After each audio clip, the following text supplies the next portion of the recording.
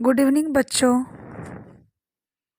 मैं कुमारी सिमरन भारती हमारे channel study with Ritesh पर स्वागत करती हूँ आप सभी का। बच्चों, आज मैं हिंदी के कुछ महत्वपूर्ण प्रश्नों को लेकर आई हूँ जो आपकी परीक्षा के दृष्टिकोण से बहुत ही महत्वपूर्ण है। साथ ही साथ ये प्रीवियस ईयर से भी संबंधित है, इसलिए वीडियो और भी महत्वपूर्ण हो जाता है। तो बच्चों, आप लोग मिस बिल्कुल भी ना करें, इस वीडियो को ज़रूर से ज़रूर लाइक करें और सब्सक्राइब करें। तो चलिए बच्चों, हम लोग चलते हैं अपने प्रश्न की तरफ। बच्चों, हमारा पहला प्रश्न आपके स्क्रीन पर दिखाई दे रहा होगा। प्रश्न संख्या 1। बच्चों, हमारा पहला प्रश्न है, घर का जोगी जोग ना आन गाँव का सीध। घर का जोगी जोग ना आन गाँव का सीध, लोकोक्ति का सही अर्थ चुनिए। चलिए, 4 ऑप्शन दिए हुए हैं बच्चों। हमारा पहला ऑप्शन है ऑप्शन ए, घर के ज्ञानी को सम्मान नहीं। ऑप्शन बी, घर घर में मिट्टी के चूल्हे। ऑप्शन सी, घर की मुर्गी दाल बराबर। ऑप्शन डी, घर का भेदी लंका ढाए। चलिए बताइए, इसका क्या होगा बच्चों आंसर। बिल्कुल, बहुत ही इजी क्वेश्चन है। इसका राइट आंसर होगा बच्चों ऑप्शन नंबर ए, है ना, घर के ज्ञानी को सम्मान नहीं। हाँ, घर के ज्ञानी को सम्मान नहीं, यानी कि जो घर का जोगी जोगना आन गाँव का सीध, है ना। घर में भी अगर जोगी है ना तो वो जोगना है ना।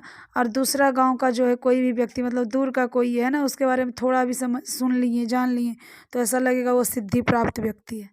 घर के ज्ञानी को सम्मान नहीं मिलता ना। एक इस पर एक मुहावरा और है बच्चों, मुहावरा घर के मुर्गी दाल बराबर। सुने ना, उसका भी अर्थ ही ऐसे ही कुछ होगा। घर का मुर्गी, घर की मुर्गी दाल बराबर।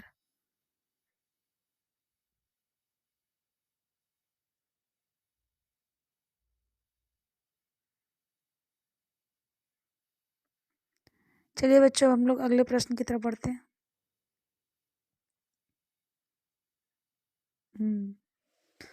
प्रश्न संख्या 2। बच्चों, हमारा प्रश्न संख्या 2 है, दिए गए 4 विकल्पों में से सही उग्म अर्थ का चयन कीजिए, है ना। यहाँ पे देखिए, यहाँ पे अली और आली, है ना, ये दोनों का जो है सही आंसर क्या होगा। अली का अर्थ क्या होता है और आली का अर्थ क्या होता है, ये दोनों का राइट आंसर क्या होगा। ऑप्शन ए है बच्चों कली और भौरा। ऑप्शन बी सखी और भौरा। ऑप्शन सी भौरा और सखी। और ऑप्शन डी भौरा और कली। बताइए इसका राइट आंसर क्या होगा, है ना। अली और आली, अली का अर्थ क्या होता है, आली का अर्थ क्या होता है।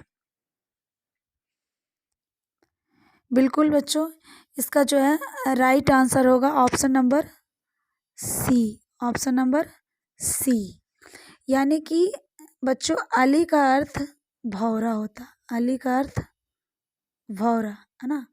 भौरा यानी जिसको हम लोग बोलते हैं भंवरा। और आली का अर्थ होता है सखी। सखी या सहेली। ओके, सखी या सहेली, है ना। क्लियर है। चलिए हम लोग अगले प्रश्न की ओर बढ़ते हैं।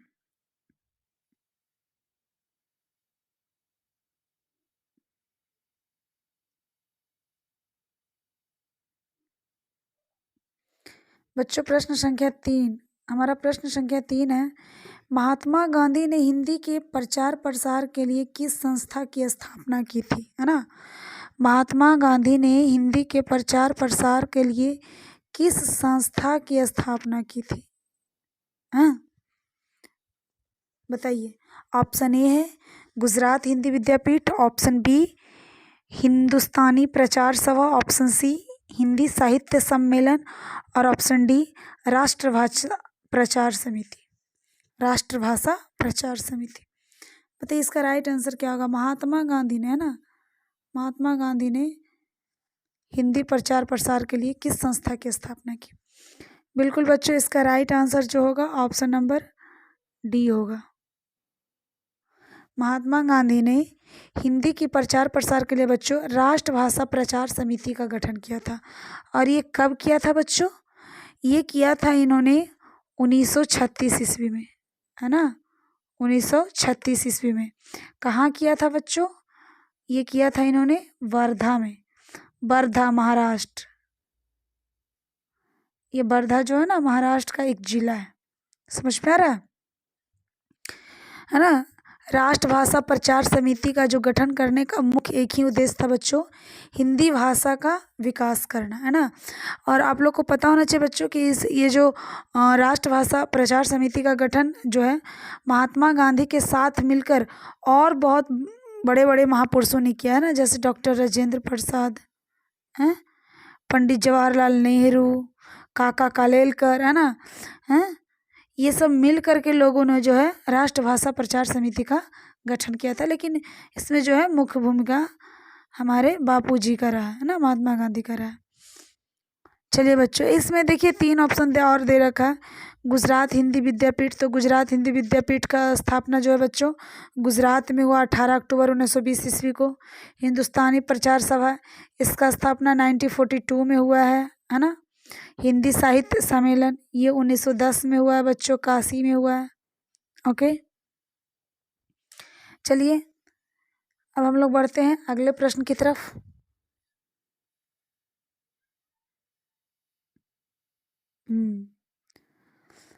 बच्चों हमारा प्रश्न संख्या जो है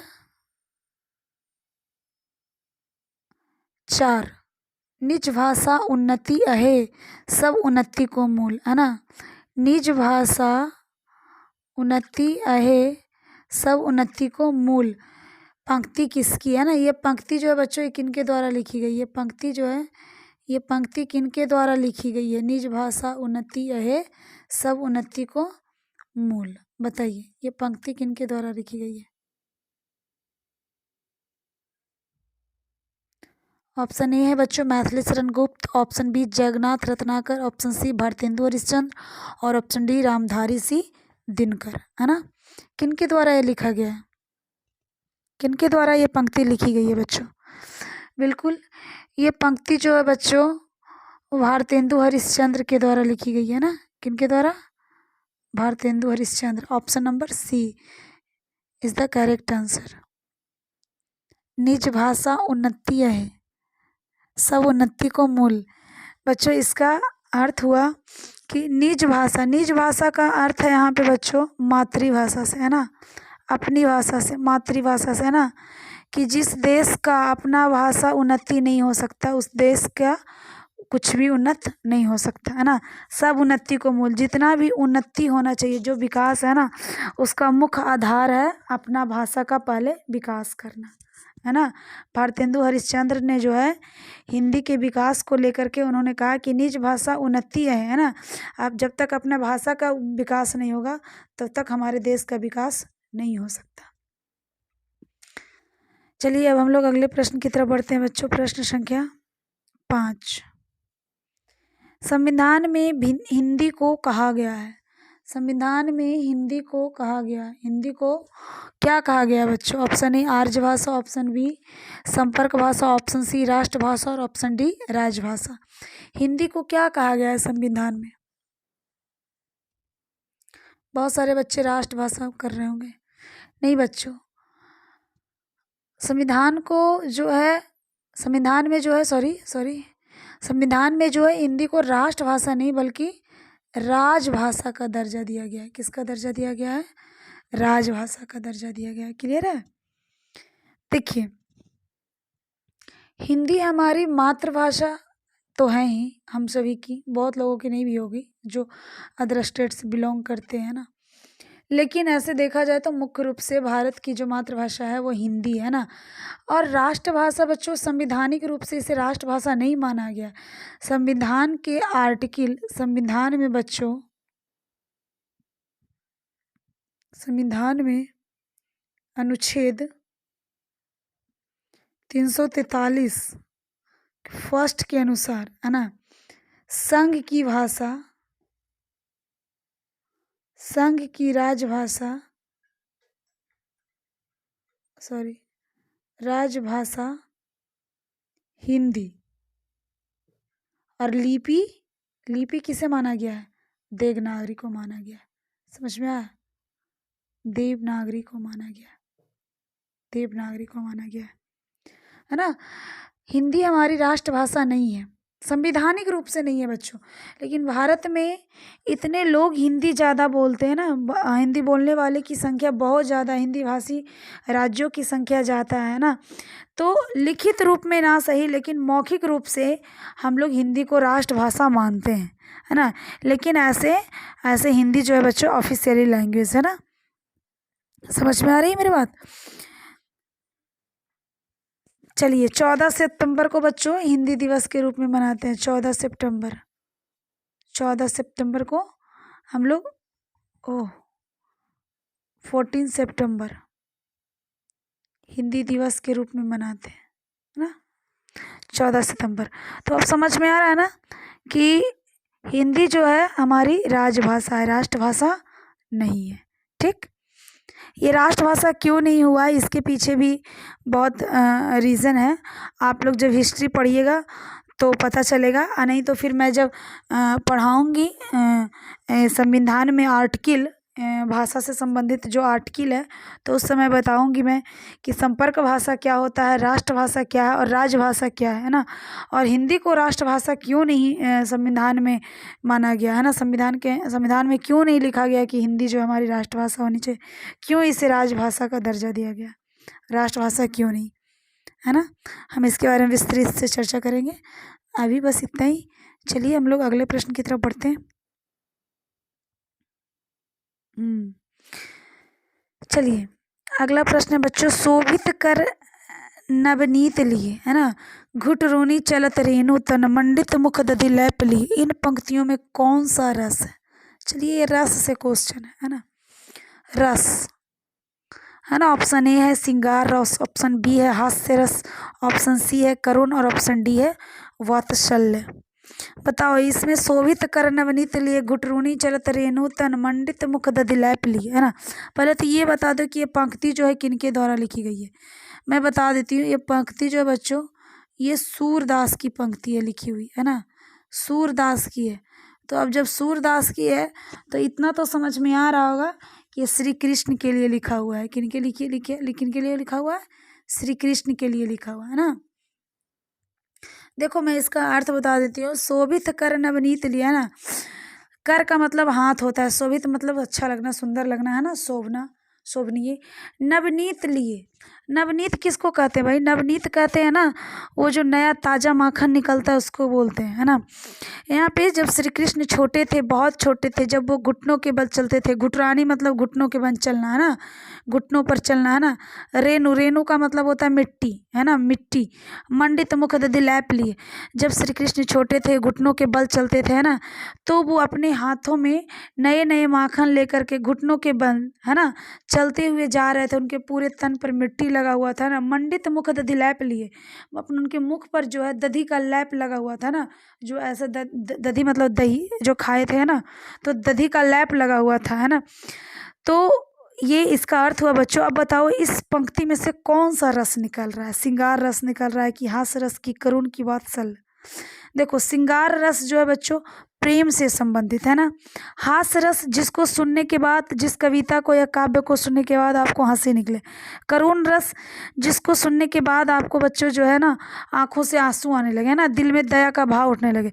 और वात्सल्य रस जिसमें आपको सुनने के बाद ऐसा लगे कि आपको बच्चे से जो है प्यार होने लगा। अब तो बता दोगे कि इसका राइट आंसर क्या होगा? चलो बिल्कुल इसका राइट आंसर जो होगा बच्चों वो होगा वात्सल्य रस, है ना। इसका राइट आंसर जो होगा बच्चों क्या होगा? वात्सल्य रस,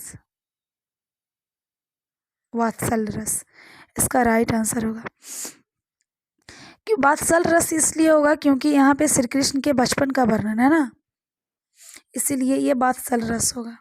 बच्चों रसों की संख्या जो है हिंदी में, रसों की संख्या मुख्य रूप से ऐसे 9 होती है ना, भरत मुनि के अनुसार। भरत मुनि के अनुसार रसों की संख्या 9 है, लेकिन बाद में बच्चों इसमें दो और रस जोड़ा गया, इसलिए अब जो है रसों की संख्या 11 होगी, है ना। दो कौन कौन रस जोड़ा गया, तो एक जोड़ा गया वात्सल रस और एक जोड़ा गया बच्चों भक्ति रस। समझ में आ रहा है ना। चलिए, तो समझ में आ गया कि जहाँ भी आपको सूरदास का कविता नजर आया ना और उसमें श्री कृष्ण के बचपन का वर्णन हो, तो तनिक भी ना सोचना और वत्सल रस फटाफट लगा देना है। समझ में आ गया। चलिए हम लोग अगले प्रश्न की तरफ बढ़ते हैं। हमारा प्रश्न संख्या 7 है बच्चों, निम्नलिखित में किस वाक्य में आकर्मक क्रिया है? आकर्मक क्रिया है, हाँ। ऑप्शन ए गेहूं पीस रहा है, ऑप्शन बी मैं बालक को जगवाता हूँ, ऑप्शन सी मदन गोपाल को हंसा रहा है, ऑप्शन डी राम पत्र लिखता है। पहले बता दो कि आकर्मक क्रिया किसे कहते हैं।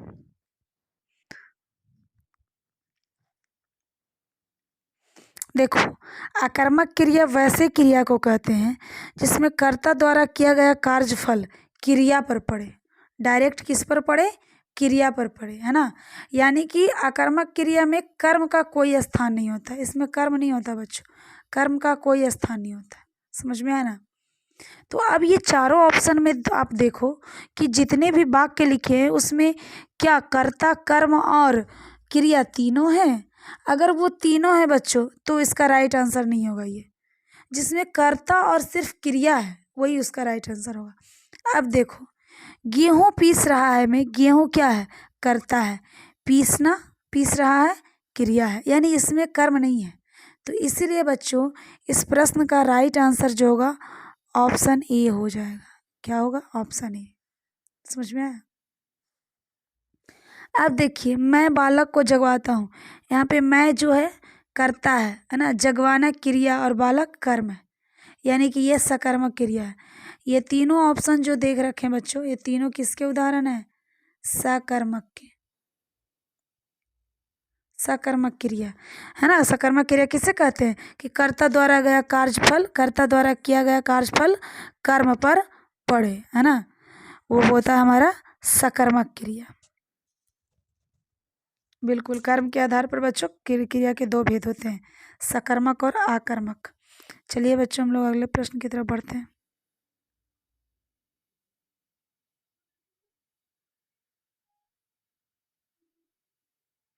निम्नलिखित में से कौन राष्ट्र कवि कहलाते हैं ना, निम्नलिखित में से कौन राष्ट्र कवि कहलाते हैं।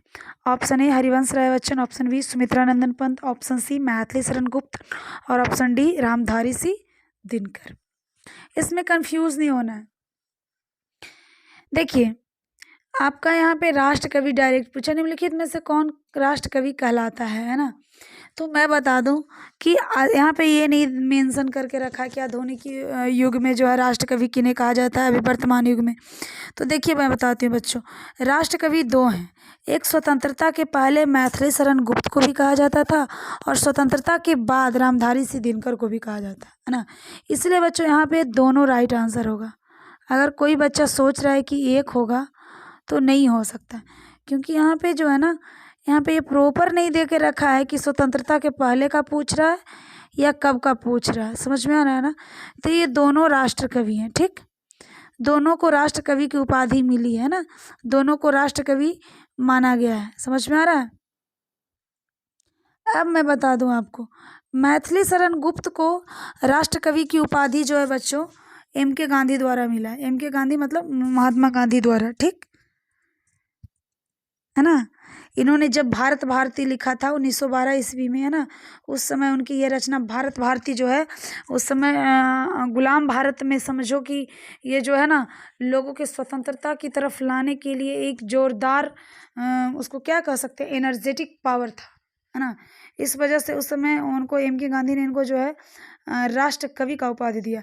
लेकिन रामधारी सिंह दिनकर ने जो है बच्चों, इन्होंने भी ये तो उस समय के कवि नहीं थे, लेकिन इन्होंने भी स्वतंत्रता के पूर्व वीर रस की इतनी मतलब कह सकते हैं एनर्जेटिक कविताएं लिखी है, जैसे हुंकार हो गया ना, जनतंत्र का उद्घोष, जन्म हो गया, ये सब कविताएं इन्होंने जो लिखी है, तो इसलिए इन्हें भी राष्ट्र कवि माना जाता है।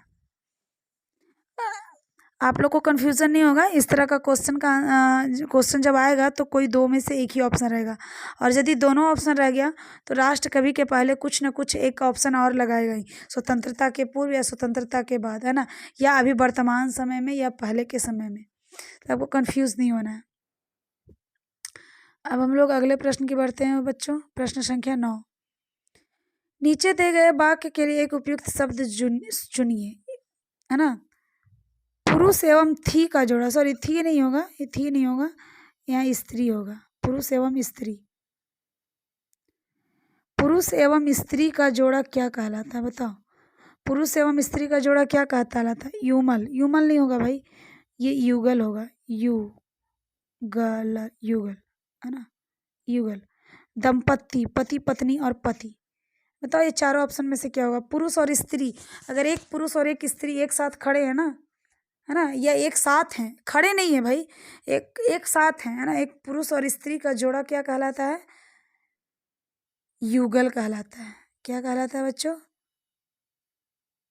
युगल कहलाता है ना। किसी को भी इसमें कंफ्यूज नहीं होना है। कोई भी बच्चा दंपत्ति नहीं लगाएगा। दंपत्ति इसलिए लगाएगा क्योंकि दंपत्ति जो है वो पति पत्नी का जोड़ा है, ठीक ना, पति प्लस पत्नी, पति प्लस पत्नी, समझ में आया? तब वो कहलाएगा दंपत्ति। युगल यहाँ पे पुरुष और स्त्री पूछ रहा है, इसलिए इसका राइट आंसर क्या होगा? युगल। चलिए अब हम लोग अगले प्रश्न की तरफ और बढ़ते हैं बच्चों। चलिए हमारा प्रश्न संख्या 10वां है कि सही वाक्य का चयन कीजिए। चलिए आप चारों ऑप्शन आप लोग अच्छे से ध्यान से पढ़ लीजिए। आप असफल हो तो क्या, भाई यहाँ पे क्या है, लेकिन लास्ट में नोट ऑफ इंटरोगेशन मार्क्स नहीं लगाए। शायद आप असफल हो गए तो करोगी, है ना। अब देखिए यहाँ पे कह रहा है शायद आप असफल हो गए तो करोगी। ऑप्शन सी, मानो शायद आप असफल हो करोगी। ये भी सेंटेंस यहाँ पे जो है बच्चों, यहाँ पे जो ऑप्शन बी जो है और ऑप्शन सी, ये दोनों में जो है प्रधान उपवाक्य और आश्रित उपवाक्य दोनों को जोड़ने के लिए कोई अवयव का सहारा नहीं लिया गया। लेकिन ऑप्शन डी में देखिए, मानो आप असफल हो गए तो करोगी। मानो आप असफल हो गए तो करोगी, पूछा जा रहा है ना। तो बच्चों हमारा यहाँ जो है राइट आंसर क्या होगा आप बता दो। ए, बी, सी या डी, कौन सा ऑप्शन यहाँ पे राइट होगा? बिल्कुल यहाँ पे हमारा जो ऑप्शन बच्चों होगा राइट होगा, है ना, वो होगा हमारा ऑप्शन नंबर डी, राइट, है ना। मानो आप असफल हो गए तो करोगे। अब यहाँ देखो, मानो आप असफल हो गए, है ना, तो समुच्चय बोधक शब्द है ना, क्या ये कर रहा है? कंजक्शन, है ना।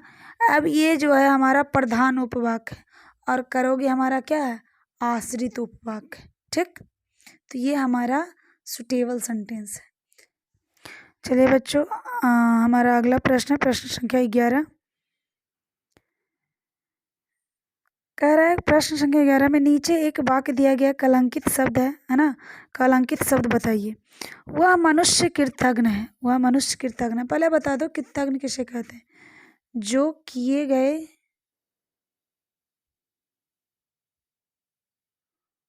उपकारों को नहीं मानता, जो किए गए उपकारों को नहीं मानता। क्लियर है? तो बता दो, यहाँ पे 4 ऑप्शन दिए गए हैं। पापी ऑप्शन ए, ऑप्शन बी दुराचारी, ऑप्शन सी कामचोर और ऑप्शन डी आसान फरामोश। बिल्कुल राइट आंसर होगा बच्चों आप लोग का। इसका राइट आंसर जो होगा क्या होगा? आसान फरामोश। आसान फरामोश और कृतज्ञ ये दोनों जो हैं बच्चों एक ही है ना। बस अंतर इतना है कि कृतज्ञ जो है हमारा तत्सम और तद्भव है ना, हिंदी का शब्द है, और आसान फरामोश जो है बच्चों वो उर्दू का शब्द है ना।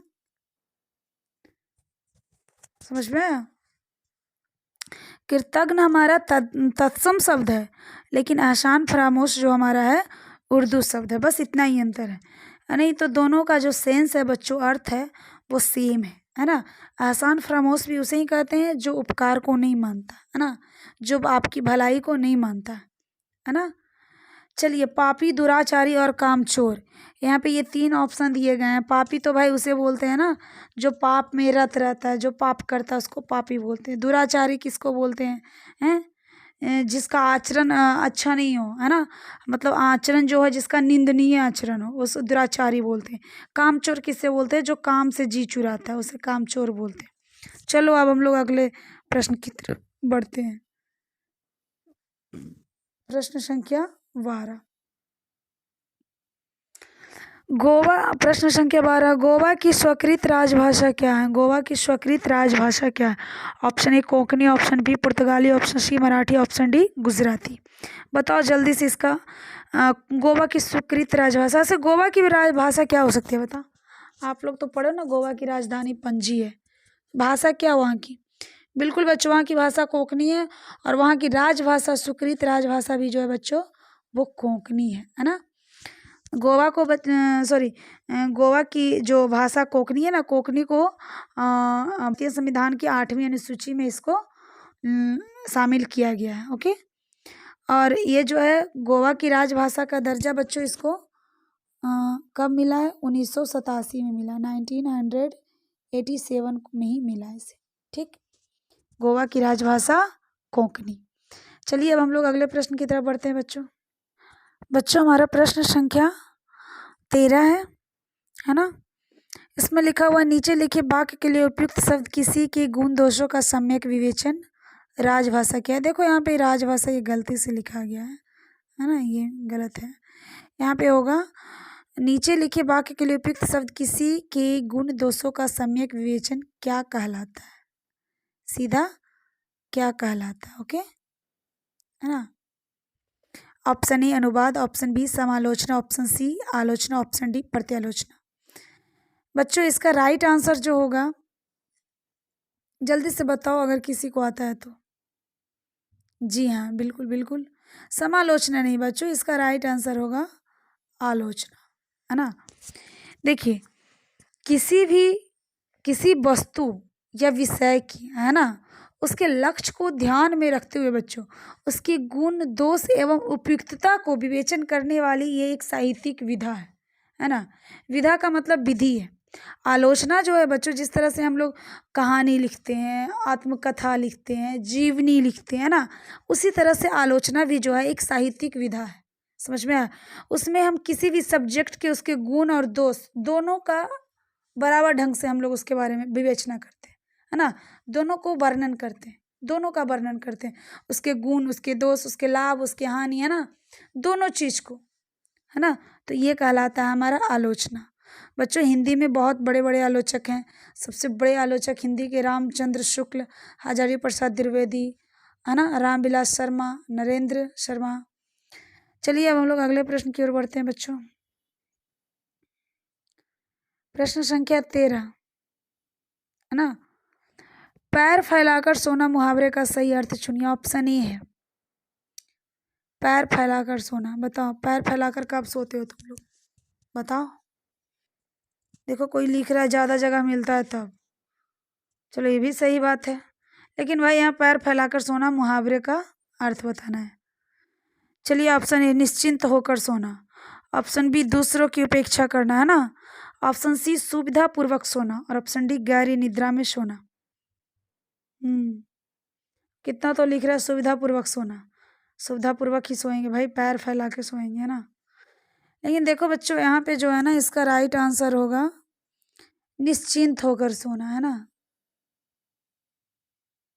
निश्चिंत होकर सोना, निश्चिंत होकर सोना। Option A is the correct. समझ में आया? Option A is the correct. नहीं कहते हो अरे भाई आज मेरा काम हो गया, आज निश्चिंत से सोएंगे, ना, पूरा पैर फैला के सोएंगे, है ना। तो 14 का आंसर जो होगा बच्चों ऑप्शन ए होगा, निश्चिंत होकर सोना। क्लियर है? चलो हम लोग अगले प्रश्न की तरफ बढ़ते हैं बच्चों। हमारा अगला प्रश्न है बच्चों आजन्म। आजन्म शब्द कौन सा समास है? ऑप्शन ए द्वंद्व, ऑप्शन बी नया तत्पुरुष, ऑप्शन सी कर्मधारय, ऑप्शन डी अव्ययी भाव। पहले मैं बच्चों बता दूं कि नया तत्पुरुष नहीं होता, नया कर्मधारय का उपभेद है। ठीक, तत्पुरुष गलती से लगा रखा है। तो बताओ आजन्म शब्द कौन सा समास होगा? आजन्म, जी हाँ, आजन्म का अर्थ आजन्म का समास विग्रह होगा जन्म से, जन्म से।